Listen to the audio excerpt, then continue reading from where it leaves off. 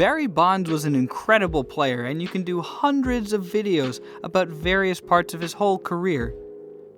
As of January 4th, 2021, he's on schedule to become a Hall of Famer.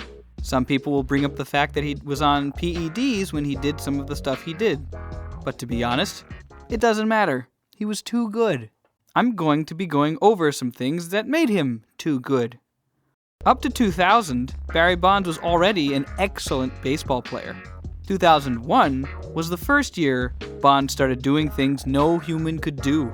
In that year, he broke the single-season all-time home run record, 73 over the previous 70 set by Mark McGwire.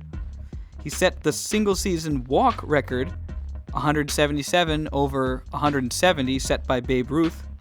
The single-season OPS Plus record of 259 over Babe Ruth's 255. Bonds had the first qualified 500 or better on-base percentage season since 1957, where Mickey Mantle and Ted Williams both accomplished it, and had the first qualified 800 or better slugging season since 1921, when Babe Ruth had an 846 slugging.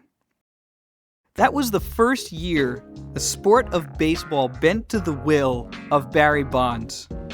Now, that's ridiculous already, but let's do a statistical zoom in to the split section. With all that we know about Barry Bonds this year, what he did has to be split up over which teams he faced. To determine how good Barry Bonds was, we're going to use T OPS Plus and S OPS Plus.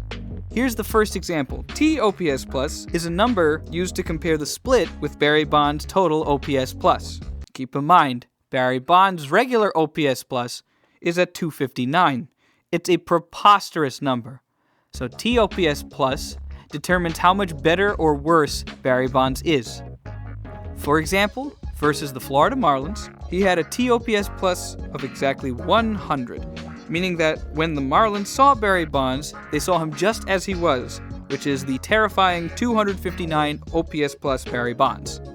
Against the Dodgers, Barry Bonds was held to a measly 28 TOPS plus. However, if you look at his regular OPS value of 858, the Dodgers turned Barry Bonds into Derek Jeter. Against the New York Mets, he had a TOPS plus of 124, meaning that he was 24% better than his already ridiculous 259 OPS plus specifically against the Mets. SOPS plus I've used before, and this would compare Barry Bonds' split compared to the entire league. Higher means better than the league, lower is the worst. I think you've got it. I think it's fine. He was only worse than the league against one team, the Seattle Mariners, but I think they had a good reason. They did something big that year. I can't quite place what.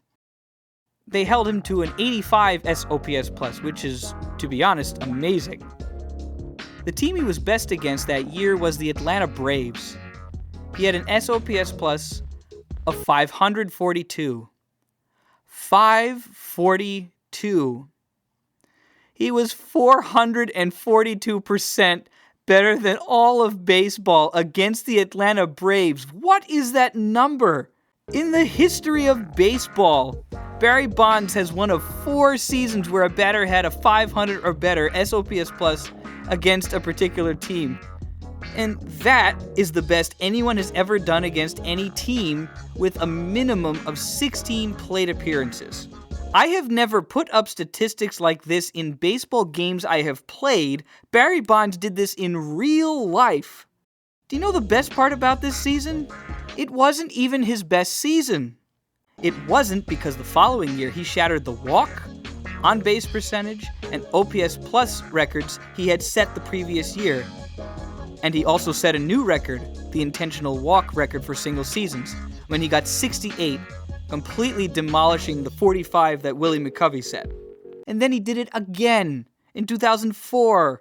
Look at those walks. Look at that on base. Who is this guy? He did things that haven't been done before or since. If you couldn't tell by this whole thing, I think Barry Bonds 100% deserves to be in the Hall of Fame because he solved hitting as an old man with elite breakfast-making skills. Thanks for watching.